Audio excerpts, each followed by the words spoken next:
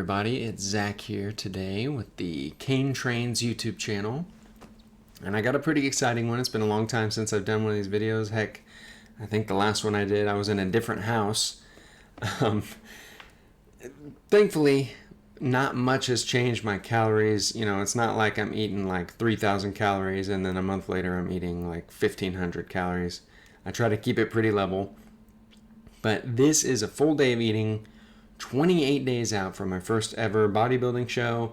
So we're in the last 3 weeks really of dieting. As long as I'm lean enough, we'll be going into peak week for that final week, which would be nice because I can have some good old carbs then. But I want to do a quick disclaimer before we get any further into the video. Please do not copy this full day of eating and expect it to make you look like me or to help you lose weight. You probably will lose weight because it's less than 2,000 calories, but this is tailored specifically for my needs. I do high volume resistance training, and I do 30 minutes of zone 2 to zone 3 cardio every single day. So I'm a very active person. I'm on the tail end of my bodybuilding prep.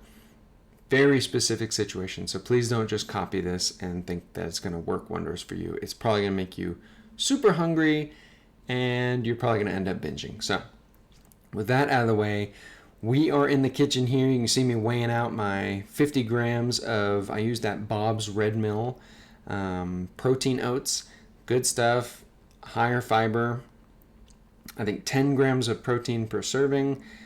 And I want to say, I think the serving is like 48 grams, so we're just over one serving. You can see a little Finley there is coming to join me. But for my pre-workout meal, I'll be doing cardio here in a second. I'm just having some mango, a Celsius packet. I actually got a Celsius right here. Oh, that's dripping on me. Let's put that back down. So a little bit of Celsius, get some caffeine, B vitamins, got my creatine in there, and then I don't really get very much vitamin A with my diet right now. So I've been supplementing vitamin A drops, and thankfully they're water suspended, so no added calories there. But super low calorie first meal, just trying to get some carbs in, replenish some of the glycogen that I may have lost throughout the night. Nighttime is a great time to burn fat, but you know your body's also going to use blood glucose and glycogen for energy, especially during cardio. I don't want to feel super duper sluggish. I'm not really a big fan of doing cardio fasted. There's nothing wrong with it. If you guys want to do that, I know there's some data supporting the idea that there's a marginally greater use of fat as energy during fasted cardio. But it's just not worth it for me because I just feel crummy when I do it. So that's kind of the thoughts there on that pre-workout meal. Just a little bit of dried mango, a little bit of fruit. And then we are moving here into my post-workout meal. You can see me licking the unflavored protein oats off that spoon. That's where we're at, folks. I am hungry out here. But it's not terrible. I have my days where I'm just like, okay, I'm beat. Yesterday was kind of one of those days. By like 4 p.m., I was like just laying on the floor. Dude, I'm toast. Yeah, so we got 50 grams of those protein oats and then 2 scoops of Optimum Nutrition. That's the best bang for your buck because it's very inexpensive. I think it's $27 for 2 pounds of that plant-based protein. And you can see there, so it's 48 grams of protein and then 10 with protein oats. Oats are not going to be the greatest, like the best source of protein. It's not going to be the most balanced amino acid profile, but still adding to the total, still going to replenish some of those amino acids. And then, of course, we got the protein shake to hit our protein numbers. Why am I shooting for these calories?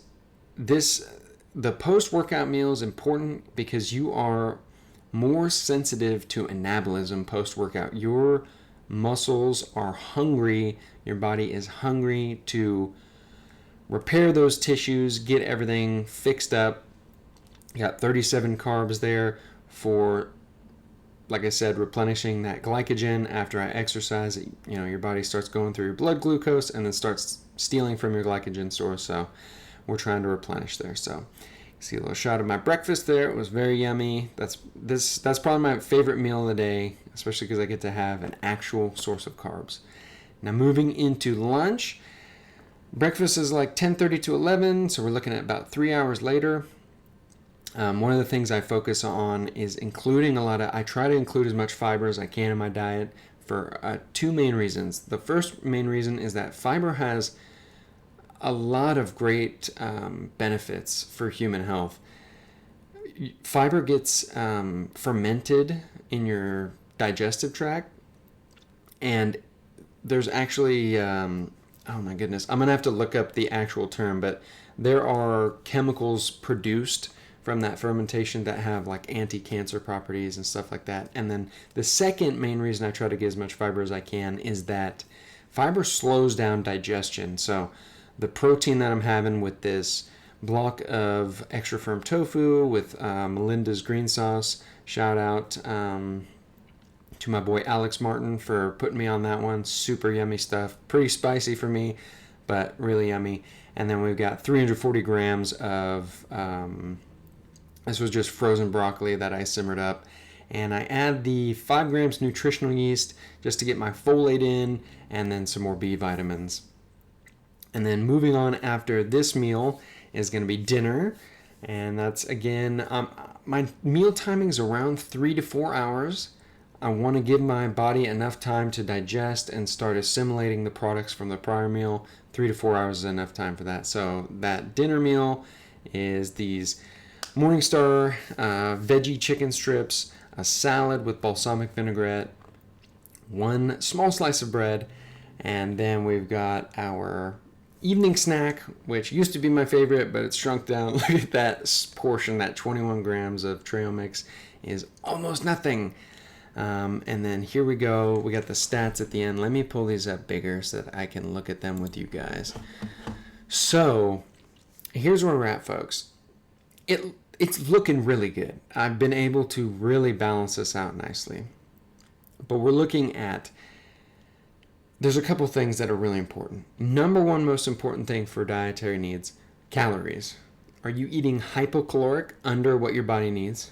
Isocaloric, exactly what your body needs to maintain your weight? Or hypercaloric, which is more than your body needs, which means you're either going to gain fat or muscle or a bit of both. And depending on whether you're doing resistance training, you gain a little bit more muscle, or if you're sedentary, you'll gain a little bit more fat. So that's kind of the way that's working. That's number one. That's key. The next most important thing is going to be the The next most important thing is going to be the macronutrient profile of your overall diet, and then meals specifically, it's a little bit less important, but I'll just touch on macronutrients. Protein. Protein is the base of your pyramid scheme. Oh wait, no, it's not a pyramid scheme. It's a stratified employment opportunity. All right.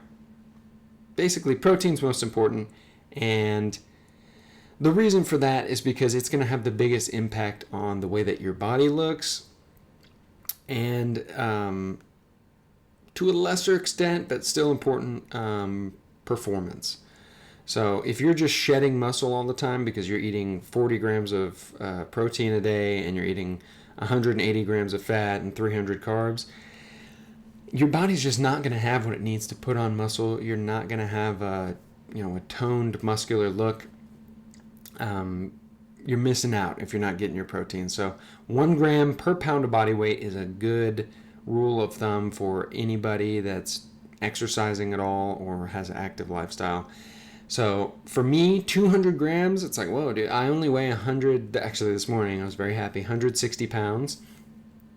And 200 grams of protein is like 1.2 grams per pound of body weight for me. And the reason I have it more than 1 gram per pound is because I am in this hypocaloric state. I want to make sure, especially I'm going to be competing in a bodybuilding show, I want to make sure that my body has everything it needs to keep, I'm trying to signal my body, keep muscle on. Keep as much muscle on as you can. Next most important macronutrient, carbohydrates. That's going to have the second biggest impact on your physique, and this one's very important for performance. You don't need carbohydrates to survive, but boy, do they make you feel better.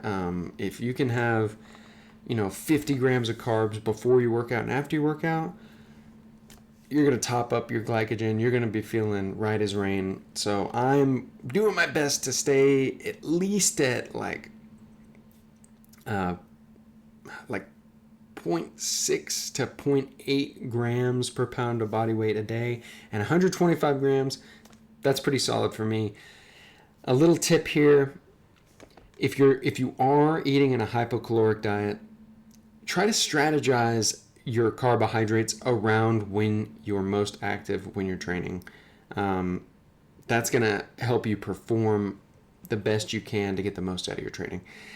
And then the third most important macronutrient, but don't sleep on it because fats are important. If you drop your fats too low, your body needs fats to produce your natural, or for your natural hormone production. So if you drop your fats out, you pull the rug out from under your fats, you're pulling the rug out from under your testosterone or estrogen production. So just some, I'm trying to fit as much information as I can here, but then we'll look at the micronutrient profiles. I hit my fibers, as you can see, these are all green, looking good. I'm very happy with these numbers, and I'm very happy that you guys came in and watched this video. I will be making another one of these maybe 1 week out from competition. I'll try my best to do so. But that's all I got for this one, guys. If you have any questions, leave them in the comments. Let me know. I'm going to try to live stream at least one of my sessions during this upcoming week. So I'll see you guys then. And as always, I hope y'all have a good one. See you later.